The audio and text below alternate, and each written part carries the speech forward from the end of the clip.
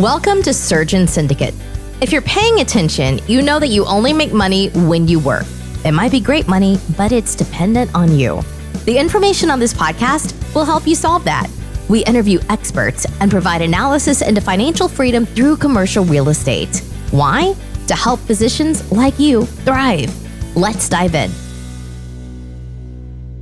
Welcome to Surgeon Syndicate. This is your host, Dr. Michael McManus, and we are here for the second half of our interview with Jamie Metzger. If you missed the first episode, please go back and listen to it. There's some great insight and some great stories of Jamie's journey into real estate. Today, we're going to jump into what he's doing now in the self-storage market. He's got some great stuff going on. So, Jamie, welcome back to the show. Thanks for having me. So, tell us a little bit more. So we talked a little bit about how you moved into self-storage and your first few deals. So now you've got a private equity company, Alpine Coast Investments, correct? Yeah. Not private equity, private. Yeah. Or it's a investment company. Yeah. Real estate. So at what point did you decide, okay, I need to put a company together with this? So we have a partner that helps us source deals and underwrite them. I am involved with the underwriting as well. I help verify everything and look at the deals. And my wife is the do-it-all, wear 10 hats. She's amazing. Can't do it without her. So right now it's just a small company of 3, but we're tackling big projects.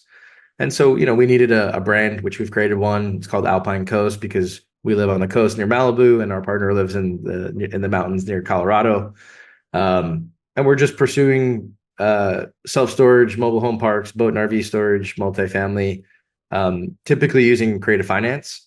It's been a really great time for seller finance, and I think we'll always continue to do that. But as we've started to syndicate and work with private equity, family offices, you name it, it actually gets a little bit harder to do creative deals because of the capital stack.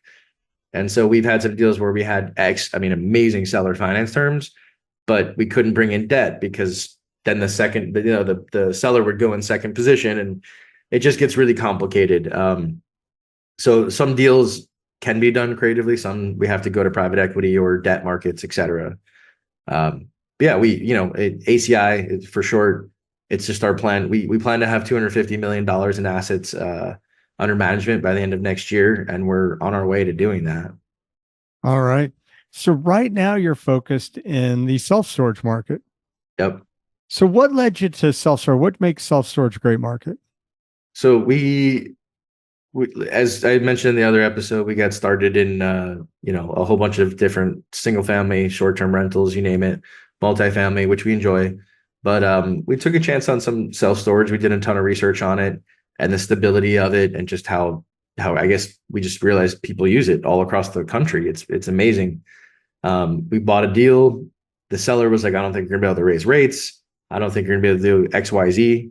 And we proved them wrong. We found ways to recoup lost revenue. We increased rates twice now. And this is in a relatively high poverty market. So we're very sensitive to price increases, but we run a business and property taxes and debt and all that stuff goes up. We have to increase our prices, right? But we're about to start adding more units. We're at 100% occupancy, so we need to add more units. And it's just, there are some funny stories with self-storage when they go to open a door that's been auctioned off. And we just find that there's so much more security in it because, for example, like a 12-unit building, if you have 2 vacancies, you're at 80%, right? So now you're making 80% of your gross revenue. On my self-storage, I have 700 doors. I would have to have 140, more than that, about 150 vacant doors to be breaking even. And so once I learned that, I was like, oh my God, like the most we've had is 17 vacant doors in a month and they get refilled by the end of the month. So we're just, obviously it's dependent on the market, Yeah. But I just feel like these are much more solid, dependable assets. They do have their seasonalities to them, but our goal is once these are stabilized in the future, they become personal banks. I can use these as collateral for much, much larger loans in the future. They become a personal bank. And our goal is just to acquire as much self-storage that makes sense, as possible. How have you seen the seasonality of self-storage right now? So it obviously it depends on the market. So in our market, again, it's a high poverty rate, small town, 8,000 people. So Christmas time, it's a really hard time. So we actually gave a grace period. Instead of 1 month, we gave 2 months. And our policy with our manager that runs it, if people are cool and they're honest, like, we work with them. We don't want to throw away anybody's stuff. We don't want to like auction their stuff off. That breaks our heart. But there are people that do take advantage of our kindness, right? But as long as people are cool, we'll work with them. But some people come in hot and we don't work with them, right? It all depends on how you treat other people. That's the way the world works. And so our manager has been super patient, and some people have been like, I just need a couple more days. We helped them out. Someone did that for 4 months, and then we said, all right, it's, you've taken advantage of this. It's time to go, and you have time to get rid of your stuff, but it's, you know what I mean? So you got to cut your losses. But, it's usually about a month or two after Christmas, people are paying their bills and getting presents, and they're just overextended themselves. So usually like January, February, that's a little shaky of a month. And then in the summer, people are moving. So they're storing. So like summer's a really busy time. And, in different markets too, weather has a lot to do with it. No one's trying to empty their storage unit in Wisconsin in the winter, right? So it really is, as with everything, location and market dependent, and also the demographics and economics of those markets. Mm-hmm. So I've got an investment in it's with a group of people in a self-storage fund. Mm-hmm. And the fund has been underperforming, and at least the reason it makes sense is since interest rates have gone up, people haven't been moving and selling because, people have a hard time when they're at 2.8% on their mortgage, selling that house and getting a new mortgage at 7%. Sure. Have you seen any of that where there's decreased utilization? So in our market, no. And I think we're very shielded from that because, again, small town and just the economics of it. We literally in the last year haven't dipped below 97% occupancy. And that's why we're trying to expand right now. So we're working with contractors to do that. But definitely we use two different programs called Radius Plus, and another one's called Tract IQ. And you can look at a map of a market or zip codes or whatever, and you can hone in on the economics, the demographics, so many details about self-storage that exists, that's coming online, owned by REITs, you name it. And you can start to see, let's say you hone in on like the REITs are really good. So when I say REIT, that's like Public Storage, Life Storage, just a big box owned by Wall Street. Yep. And so you can see their prices throughout the year. The software helps you visualize this.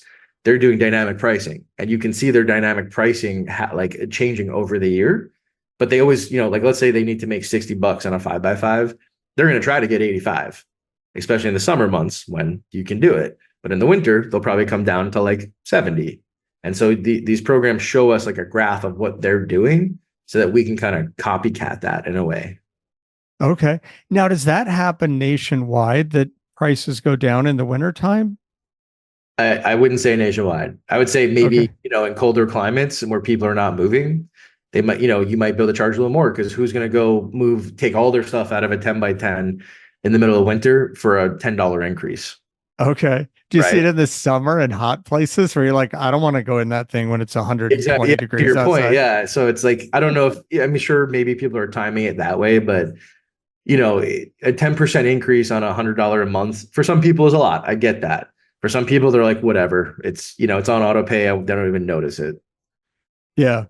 That's funny because I haven't had a storage unit.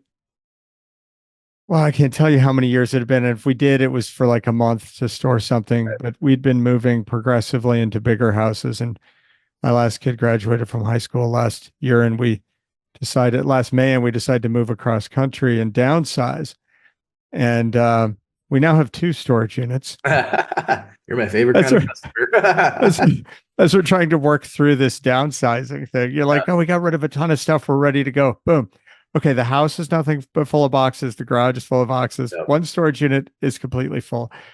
We needed more space so we could even sort through stuff. So it, but I was just an interesting thing when like I said, with the investment we had, that they hadn't seen they'd seen demand go down a good bit on their units. So what market were they in? Do you know? Well, they're across the country. Oh, because it's a fund. So, it's not one as a fund, yeah. So the fund as a whole has underperformed significantly. Wow. But compared to a lot of multifamily things that went down over the same time period, we've just been getting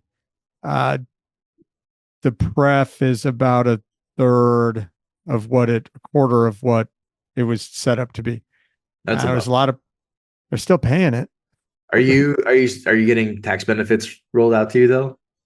Yeah. Yeah. We're still getting some. It was just, and it was, the funny thing, we'll talking to some of the other people and we're really disappointed because it was a new thing for them. I'm like, man, there's a lot of multifamily investors out there who aren't seeing any pref.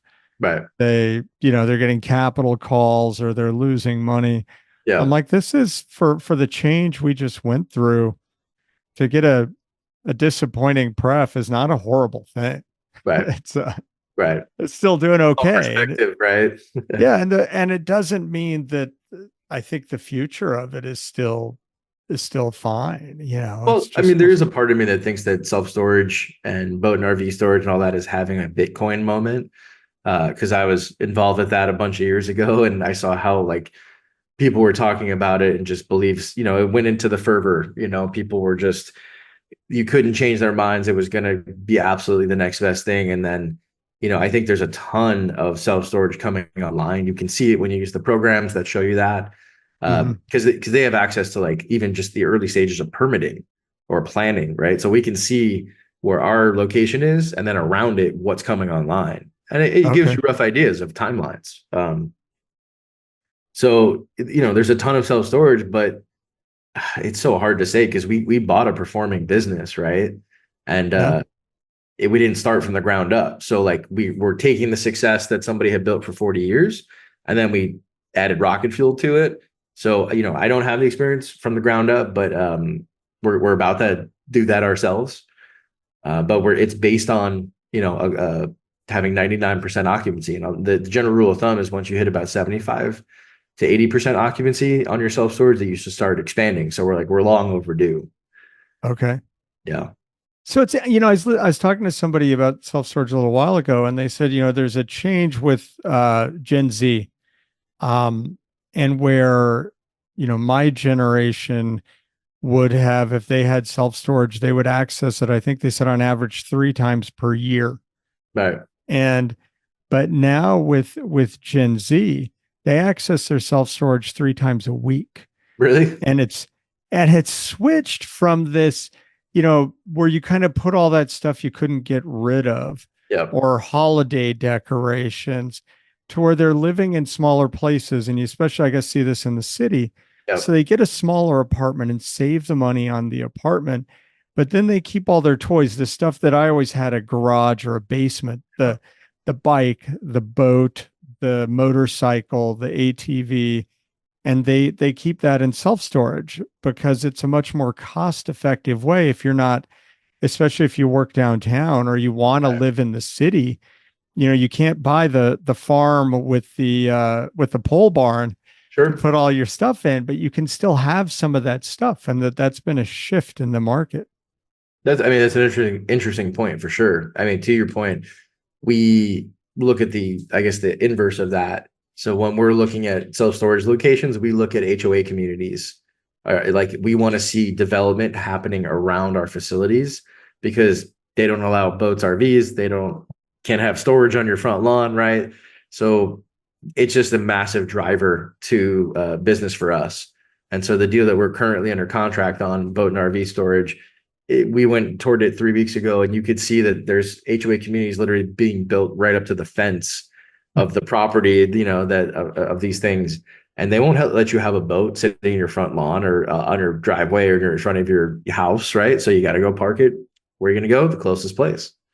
That's So great. So tell me a little bit more about that deal. So we've talked a lot about self-storage, but boat and RV storage, is this indoor, outdoor? So this is outdoor storage. We're taking down a portfolio. It's 11 locations in the Dallas Fort Worth area around the Metroplex.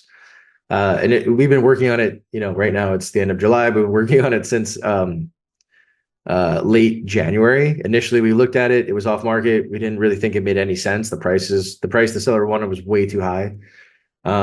Initially wanted 90 million for 5 locations, and we got them under contract for 11 locations at 73.5 million. And we syndicated some capital. We got private equity. We have bridge debt. We have all kinds of different structures to pull this off.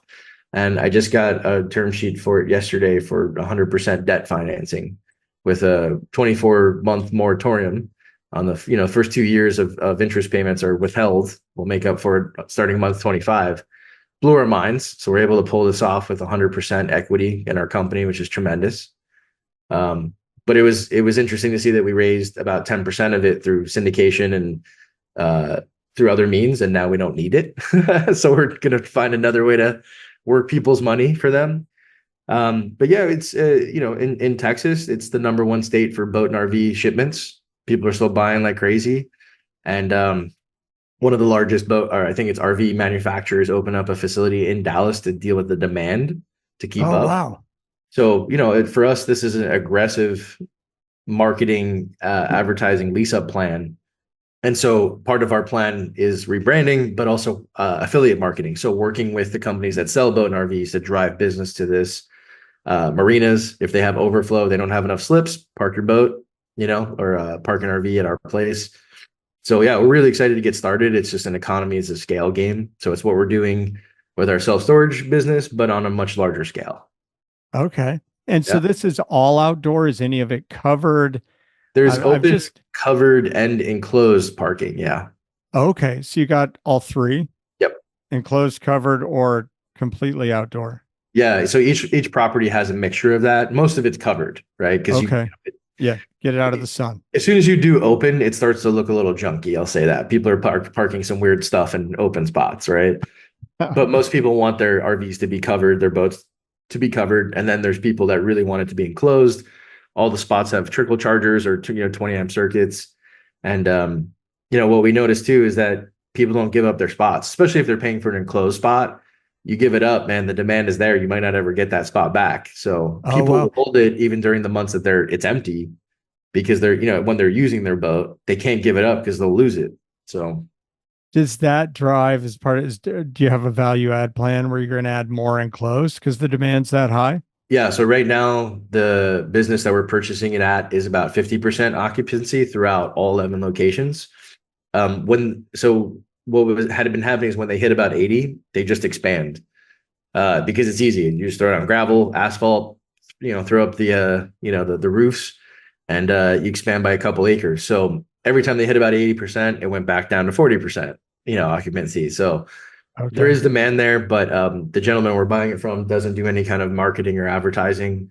And so we're working with a property management company that specializes in that. And we already have meetings to create a brand. I'm sure some of your listeners will be familiar with Buc-ee's, Whataburger, HEB, In-N-Out Burger. Like, we want to create a brand for boat and RV storage because the size of this portfolio is massive enough and there's more locations to be added to it. But we just want to be the name that people think of for security and value when it comes to boat and RV storage. So it's kind of like U-Haul. If you're going to move, it's, U-Haul, but cooler, way cooler than U-Haul. Yeah. Sorry.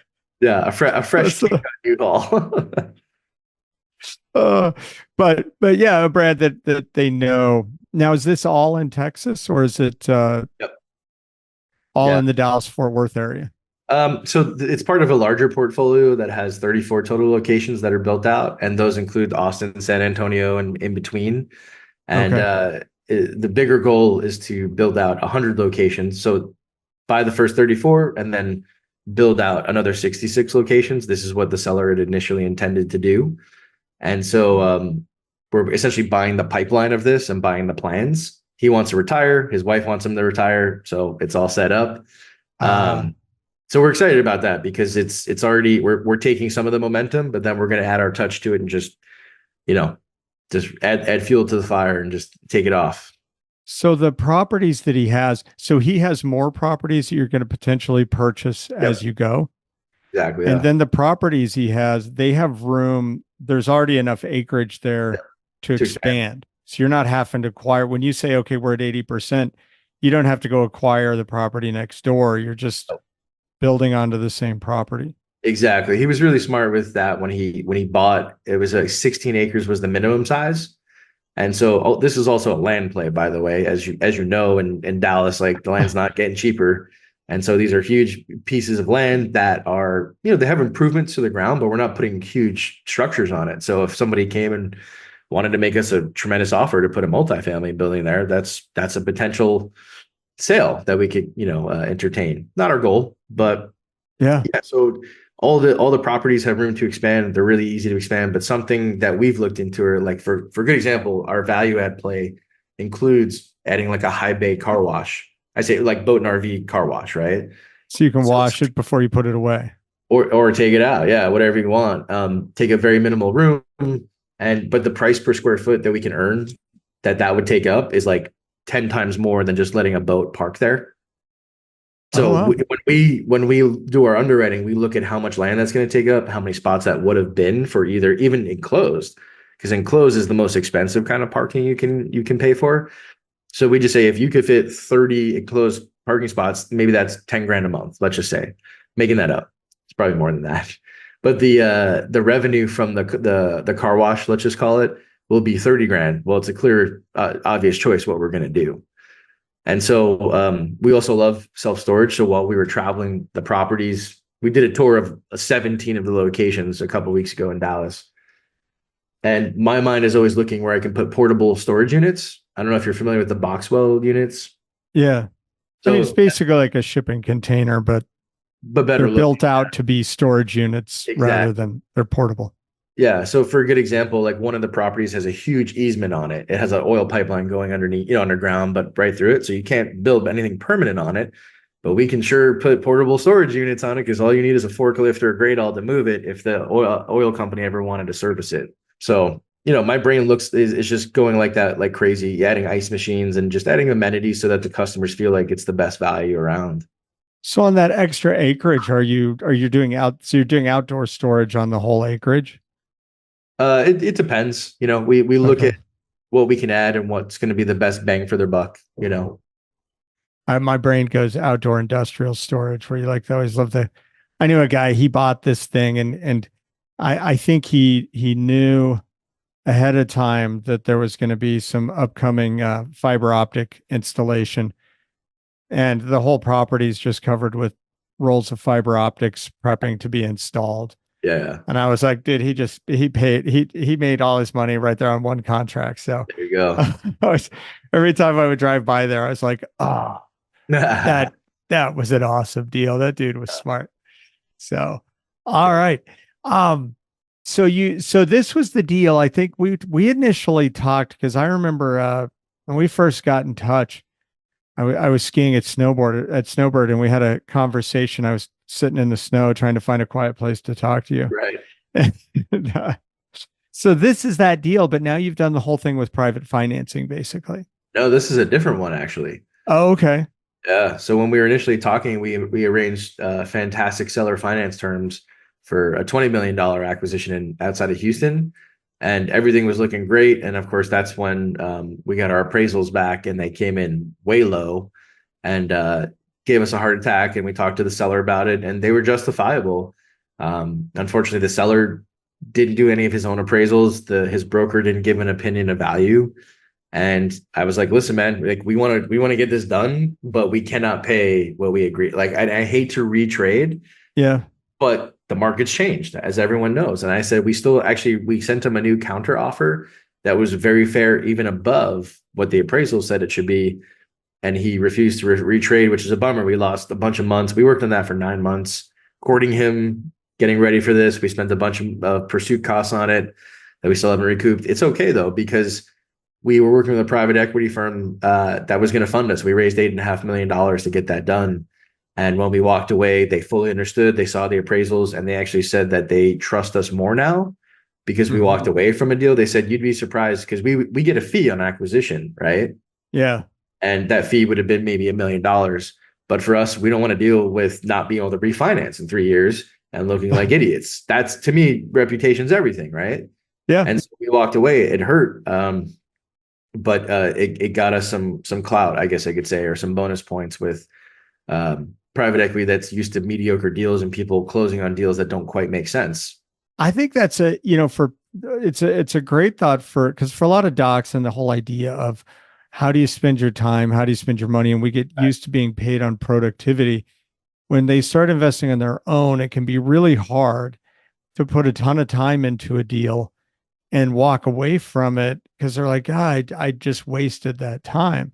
Where it's a totally different mindset for people who work in a business where it's, hey, you just put the time in and the money eventually comes. And some deals you put a bunch of time into and you don't get anything out of it. But I guess I have some friends who do sales in the oil field, and they're like, yeah, you go to work every day and you put a bunch of time, and you may spend a month bidding out a deal and not get it, but you got to do that to get to the deal you bid out. That's the cash cow that pays the bills for the next year. And so I think the reason of that was one of the things when I realized it when I was still working full time was that, so either if I'm not happy doing the work and not getting paid for it, then I'm probably better off finding somebody who that's the way they work and investing with them. Sure. And then when they got a deal, I invest in the deal and I do my homework on that deal, but I don't have to do all the work that doesn't get paid for. Yeah. So I really think that people, and I would maybe this could be an ancillary to the video, but like just to show you how much research we do on a property that we believe in, right? Because it's all in. Once our team commits, like we go through our underwriting, our research, for a good example, this Dallas deal, we're just like, we didn't like it at first. It didn't make sense. But then going back and forth with the seller, we got him to a good price. And our broker, who's phenomenal, did a broker opinion of value for us that substantiated our underwriting and actually was a little bit more optimistic. We're very conservative on our underwriting. We want to be like, hey, we undersell, over deliver always. And that included lease up times, value, you name it. So there's a tremendous amount of time, but then also research, but then also people. Like I have people that are helping us on this, from brokers to lenders to private equity groups. Like everyone's working for us. So once we hone in on a property, it can't be a dud, because I'm in my reputation with all the people in my circle, they don't want me to bring them a dud, right? And listen, sometimes it happens. Sometimes during due diligence, you uncover things that are, for a good example, on that deal in Houston, it wasn't just the appraisal. It was also, we found out 2 of the properties that we wanted to expand on were in 100-year flood zones. And so a civil engineer that was recommended by the seller told us, you can't touch those. And they had over 4 acres that we could expand on. And we were like, oh my God. And so we were like, hey, seller, like you recommended this guy to us. This isn't a third party. So there's all sorts of surprises that can happen, but we put so much effort into it, and we're a small team, but we're growing. The first money that we have coming in from this deal is going to hire someone to help us grow. We're going to grow our business, right? We're not rewarding ourselves. But I guess for your listeners too, right? Like a lot of people don't see how much time we spend on underwriting and thinking about all different ways to raise capital, because getting money from one source helps us maybe make a little bit more money, right? Getting money from another source, we make a little bit less money, but we get more. Like there is no set plan, but then also it's doing, like I said, the research on the economics of that area. Are people moving in or moving away? That's really important. We looked at one property that was like the seller finance deals terms were fantastic. But then when we talked to local housing authority, they said people are leaving this county in droves. And we're like, okay, we're out. If you don't have people, you don't have customers, right? So there's a ton of research that goes into it. I could talk about that forever, but then it's also the financing of it. As you know, an interest rate up or down could kill the deal. We can't get it done if the interest rates are too high or the seller won't agree to X, Y, Z. So it's an emotional roller coaster. That's what we say all the time. There's some days that we're like, all right, we're great. And then the next day we get one piece of news that's like, oh no, but our team is so resilient that we find a way around it every time. So, yeah, and you're dealing with a lot of people who are kind of in the same boat when you're dealing with a loan broker, yep. They're all the sales broker. Like everybody's out there doing the work and putting in the time, knowing that they're not getting paid on 100% of the work they do, but they got to find the deal that pays the bills. And, and so they're not out there like when they make a proposal on a loan, because I ran into this with some docs when we backed out of something, like, oh, was that banker pissed? I'm like, why? Like, well, we were going to do the deal and now we're not going to do it. And I'm like, he knows that. Yeah, He knows that there's a bunch of pieces that have to all come together. And like you said, that the banker was actually like, okay, well, call me when you have your next one. I feel exactly. even better about you knowing that you walked away Yep. when it didn't work, when the numbers no longer worked. That's interesting to hear that you did that too. It's kind of funny. It's such a painful thing to do, but man, people respect you for doing that. And I Yeah. said, like I said, if I want to take other people's money, like I will walk away from a deal because I don't want angry phone calls. You know what I mean? I want people to be happy with our track record. Uh, that's really important to me. Yeah. And and it's crazy. At least things now have settled down. We were trying to uh we bought this building and we're going to do a commercial building and do a remodel and an addition on it. And the numbers were fabulous when we first started it. This They was always are. post COVID. And as we went through the design process, and it was building costs were going up so fast Yeah. that it went from like a $3.5 million project to a $10 million project while we were designing it and getting it bid. Right. And so that was the one. By the end, you're like, we can't, there's no point. This is not Yeah. we're going to spend 10 million to build a $4 million building at this point. Yeah. So, There's one group of people that would be thrilled to do that for you, and that's the construction guys. well, Yeah. it was funny because even this construction guys, as I've seen as things settle down, like they're happier because they even came back and they were like, yeah, that generator we bid at $20,000. They're like, we can't even get them now. And if we can, it's going to be $100,000. Right. And they were like, ah, everything is so volatile. We don't even know. Like our preferred electrician, we thought they would bid this job at $100,000 and they just bid it at 250. Right. I was like, dude, what's up? And he's like, that's what electricians cost now. Everybody left, and to hire electricians, I have to pay twice as much as I did a year ago. And so I think everybody at least thinks have been calming down to where they're a little more predictable. And that even the construction guys seem to be like, okay, Yeah. Yeah. I'm not, Yeah. it's no No, fun when you have to go guys give back us and be like, quotes oh that yeah, were I know, like, I "We're told not you it gonna was like going to this cost. quote." And I was like, yeah, I bet. And then you look at it and you're like, how can you even send me something like this? Like it is so outrageous. Yeah. But they're like, dude, dude, I'll show you my markup. And I'm like, I get it, but we're not going to do it. Yeah. Yeah. Well, so this deal you've got going. Is there anything you're raising capital on right now that you want to put the word out on, or you're in Well, so that's between the right funny now? thing is when we initially were going to do this podcast, we were raising capital. We raised $3.7 million. That was 5% of the ask. We were looking for 74 million total. All of our capital is deployed right now. So like we're in between selling assets to roll into this investment.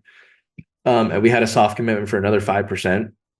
So we made 10% progress on it, which was great. And then we were seeking private equity to come up with the other 90. Then we found a bridge solution that would allow them to our private equity partners to put in much less and get better returns. And then, like I said, as of yesterday, we got a term sheet for a really fantastic 100% debt option that would allow us to retain 100% ownership of this. And it blew our minds, and we are over the moon because we deserve it. And I say that humbly, man. We've worked so hard on this for so long. For a year now, we haven't closed a deal, and but we're careful, right? Like we're not just going to buy stuff to buy it. And so you ask if we're raising money now? Yeah, we're always raising. And people should go to our website, alpinecoastinv.com. We will have further opportunities on there. We're hungry for boat and RV storage. We will get back into multifamily when things start to make a bit more sense. But we have seller finance deals on all this stuff too. And we're a hungry team that's going to be doing this for the next 30 years. So we're looking for doctors and lawyers and people that make good money but need tax write-offs. Come to us, man, because we do cost segregation studies and we pass on bonus depreciation to all our investors. And like I said, for some people, that's what they love more than even the returns. Yeah, well, it's nice to see your money grow and pay a lower tax on the growth versus what you're making in your job. Absolutely. And I mean, hats off to you, because that's been the hardest part of the last year. Is financing has been so hard. Yeah. And if you're out there, it just says a lot about what you said you've been doing, that you're looking for a new solution and find it any way you can. And then you're like, wow, I never thought we would find it like that. That's awesome. Oh, it's daunting. I mean, the amount of phone calls I make where I talk to a lender and go, hey, listen, just want to be straight up, but if you can't do XYZ, I don't need to hear your background story. I don't need to hear XYZ. Like, let's just talk about this because I have 100 other people I need to call. Right. Yeah. If they appreciate that. Right. Like, and it's just working at a problem from all different angles until you chip it. Right. And once you find that crack, you can make it work.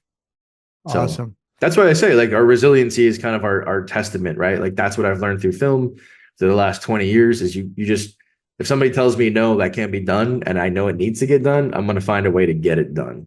So now that I'm fully in charge of our own business, I love that I have the liberty to go do what I need to do because it's for my family, it's for my son and my wife, it's for our business, it's for our reputation. But I also like being able to just, I think a lot of people say no way too easily in life. And I love being like, hey, we just did it. On this deal I'm telling you about in Dallas, we were told so many times it would never happen. And then we just did it. So being relentless and also practicing and also just like never give up, but also knowing when I say never give up with a caveat, right? Like know when to walk away. Right. Yep. So for something that we believe in, never give up. So for any of our listeners out here, before we wrap up, that haven't ever done, because we got a lot of people who are new who listen to the show, haven't made their first real estate investment, and they're still thinking about it. What advice would you give them for jumping in and getting started? Yeah, I think we talked about that a little bit. I think it's knowing your realistic time commitment, mental commitment, financial commitment, and also just commitment to learn the business. This isn't a hobby, it's a business. And you'll find that out really quickly when you talk to other people that are lending you money and doing contracting for you. They feed their families with this. Don't take it lightly, right? And so if you don't have the time to put into it, almost as if you would put into being a doctor or surgeon or attorney or whatever, and I'm not saying you have to go to 8 years of medical school for this, but give it the respect it deserves, right? Especially if you're going to put your own capital into it. Find one thing that makes a lot of sense, research that, give it your all, and then be ready to pivot, right? So big companies like IBM, if you were like, hey, go do this now, they can't. And there's that analogy of a cruise ship versus sailboat.